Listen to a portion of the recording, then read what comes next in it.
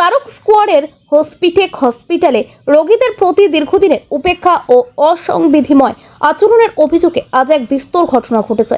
Doctor Aurobindo ব্যানার্জির বিরুদ্ধে একাধিক রোগীর পরিবারের সদস্যরা ক্ষিপ্ত হয়ে রিসেপশন ঘরে হুঙ্কার দিয়ে প্রবেশ করেছে, যা হাসপাতালে উত্তেজনা সৃষ্টি করেছে।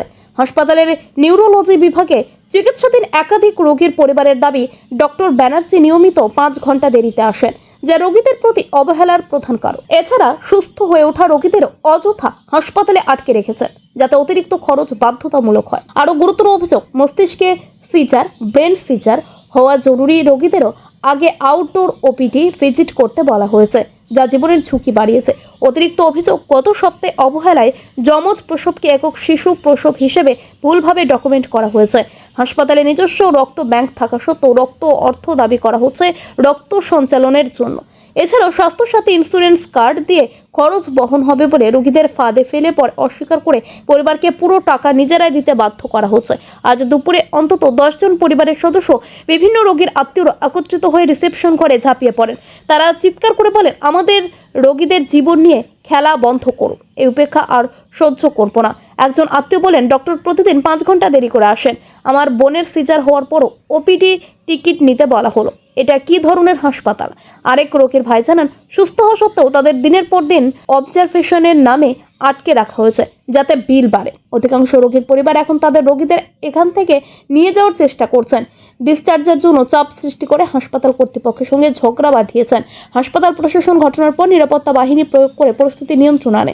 হাসপাতালের এক কর্মকর্তা বলেন, আমরা অভিযোগ তদন্ত করব, রোগীদের সেবায় কোনো ত্রুটি সহ্য করব না। তবে পরিবারগণ দাবি করছেন ডক্টর ব্যানার্জির বিরুদ্ধে তাৎক্ষণিক ব্যবস্থা এবং স্বচ্ছ তদন্ত। এই ঘটনা স্থানীয় স্বাস্থ্য ব্যবস্থার গুরুত্ব সমস্যা তুলে ধরেছে। সিকিউরিটি টিম ঘটনাস্থলে উপস্থিত হয়ে পরিস্থিতি পর্যবেক্ষণ ও নিয়ন্ত্রণ করছে।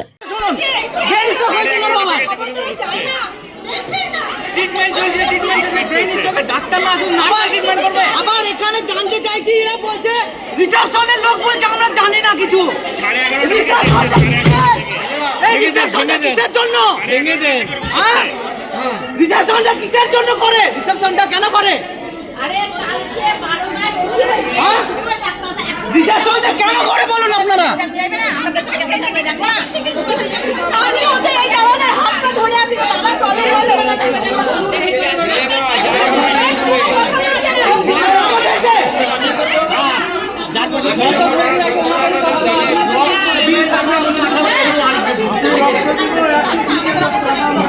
সেইটা করছে না, সেই কাজ করছে না, টাকাটা সস্তা কাটতে ধরে টাকাটা।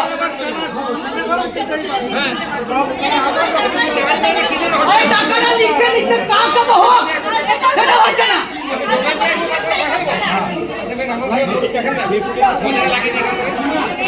আমার পেশেন্ট মানে অপারেশন হয়েছে, তার জন্য ফুল সুস্থ আছে, তার জায়গায় ছাড়ছে না, ডিসচার্জ করছে না। এমনকি ডাক্তার রিপোর্টটা দেখার জন্য শুধু আজকে বলবে কি রিপোর্টটা দেখে ছাড়বে কি ছাড়বে না, সেটা দেখার জন্য সকাল 10টা থেকে বসে আছি।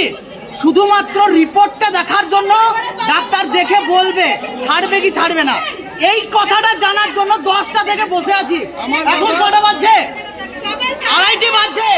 5.5 ঘন্টা থেকে বসে আছি একটা কথা জানার জন্য, যে ডাক্তার রিপোর্টটা দেখার জন্য। আমার বাবা মৃত্যু সজ্জায় লড়ছে। এবং আরেকটা কথা শুনুন, বলছে আমরা কিছু জানি না।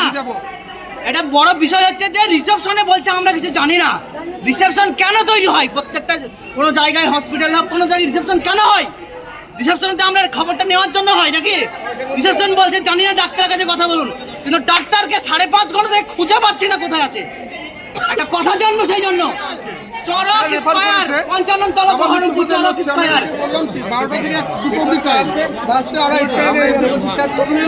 আমার মা অসুস্থ, দাঁড়াতে পারছে না, বাপে বসে তখন না খাইয়ে বসে স্যার আসবে বলে 12টা থেকে 1টা মৃত্যু সজ্জায়। এখন বলছে আগে ওপিডি দেখবে, তারপরে এমার্জেন্সি দেখবে। অথচ কারি টাকা গুনে নিয়েছে আইসিউর জন্য, কিন্তু বলছে আগে ওপিডি তারপরে এমার্জেন্সি। পরিষ্কার বলছে আমরা রাখবো না, আমাদেরকে ছেড়ে দিন, আমরা পেশেন্ট নিয়ে বাড়ি যাবো। ডিসচার্জ দিচ্ছে না, সেটা তো আমরা বলি বলিনি, আমি পেশেন্ট দেখতে চেয়েছি। সেটা বলছে না, discharge দেবো কি দেবো না সেটা বলছে না। দিদি আমার বাবার কারণ অনেকক্ষণ আমি খবর পাইনি, আমাকে একটু খবর দিন। ফোন করলো, ফোন করার পরে বললো যে ওইভাবে তো খবর দেওয়া যায় না দিদি। সেই 3 ঘন্টা ধরে বসে আছে, এই যাতায়াত করছি সিকিউরিটি দাদা বলছে আমি বুঝাই যেতে দিচ্ছে না। তাহলে আমাকে বলুন। পেশেন্টের নাম হচ্ছে আব্বাস আলী মণ্ডল। উনি 10 তারিখ রাতে মানে মোটামুটি 10টার সময় এই চড়ক স্কোয়ার হসপিটালে ভর্তি হন।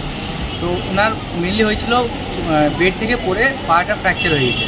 আমাদেরকে যেটা বলা হয়েছিল যে এখানে যিনি স্যার আছেন এনরয় স্যার, উনি মেনলি বলেছিলেন যে কার্ডে অপারেশন করেন না। প্রথমে বলা হয়েছিল কার্ডে অপারেশন করেন না, তারপর বললেন যে ক্যাশে ফুললি ক্যাশে করে। পরে আমরা অনেক কিছু করার ঝগড়ার বা কিছু মানে ডিসকাস করতে করতে এটা জানতে পারি যে কার্ডে করলে কার্ডে করবেন বা ক্যাশে করলে ক্যাশে করবেন। সেটা যা হলো, আমরা ক্যাশের জন্য রেডি হয়ে গেলাম। বললেন যে কার্ডে করলে টাইম লাগবে, ক্যাশের জন্য টাইম লাগবে না। কিন্তু জিনিসটা আলটিমেটলি সেই টাইমই লেগে গেলো। আমাদেরকে বলা হলো যে একদিন অবজারভেশন রাখবে, তার পরের দিন অপারেশন করবে। কিন্তু মেনলি আমাদেরকে 2 দিন অবজারভেশন, মানে 14 তারিখ রাতে আমাদেরকে 13 তারিখ রাত 10টার সময় আমাদেরকে ওটিতে ঢোকানো হয় এবং সেখানে থেকে অপারেশন করা হয়। এর মধ্যে যে টাইমটা আপনি অবজারভেশনে রেখেছে সেটার জন্য তো বিল লাগছেই। আবার যে 14 তারিখে হঠাৎ করে একটা হিউজ অ্যামাউন্ট ডিফারেন্ট দেখতে পাচ্ছি, মোটামুটি 37,000 সামথিং হিউজ একটা অ্যামাউন্ট বেড়ে গেছে। এর মধ্যে যে কতটা ডাক্তারকে যে আমরা পে করছি টাকাটা, আমাদেরকে যে অ্যামাউন্টটা বলা হয়েছিল সেটা তো আমাদের পে করতে আমরা রাজি আছি এবং আমরা পে করতে হবেই, সেটা নো ডাউট। কিন্তু সেই পে করার পরও আমি যথারীতি সার্ভিস পাচ্ছি না। ডাক্তারদের যদি টাইম থাকে 12টা থেকে 2টো, ডাক্তার আসছেন 2টো থেকে। রিসেপশনে গিয়ে আমরা কথা বলছি, রিসেপশনে ওরা বলছে আমরা কিছু বলতে পারবো না। ডাক্তারের অ্যাসিস্ট্যান্টের সাথে কথা বলে, ডাক্তারের অ্যাসিস্ট্যান্টকে তো ডাক্তারের সাথে থাকছি। আমরা যদি বলছি তাহলে ডাক্তার কোথায় আছে এটা বলে দেন, তিনি সেটাও বলতে পারছি না, সেটাও বলতে রাজি না। বলেছিল যে 2টোর নাগাদ করে দিবে। আচ্ছা। কিন্তু আমাদের রিপোর্ট করতে দিয়েছিল একটা, সেটা 10টার সময় চলে আসার পর চলে এসছেন, এমনকি 12টার সময় চলে এসছে। কিন্তু সেটা আসার পরও ওনাকে যে দেখাবো সেই টাইমটা উনি পাচ্ছেন না, তিনি ওপিডি করতে ব্যস্ত। আর এখন তো 5টা বাজতে চলে, এখনো তার মানে ডিসচার্জ দেয়নি। ডিসচার্জের ব্যাপার নেই, এখন আমাদেরকে হঠাৎ করে বলছে যে 3 ব্যাগ রক্ত লাগবে। এই মেডিকেলে হলে আমরা 2টোর আগে রক্ত ব্যবস্থা করতে পারবো। এবং রক্ত দেওয়ার জন্য তো এখানে কস্ট বলছে কত করে? 1850 না? 50 প্লাস ডোনার। হ্যাঁ। ডোনার নিয়ে আসি তাহলে 2000 টাকা ওনারা রেখে দেবেন সিকিউরিটি ডিপোজিট হিসেবে। তো তারপরে না নিলে ওটা নিয়ে নেবেন।